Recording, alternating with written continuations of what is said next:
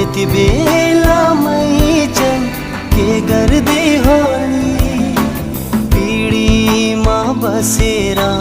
के कुरा गर्दै हो कहिले हाँस्दै हो कहिले रुँदै हो मलाई नै सम्झेर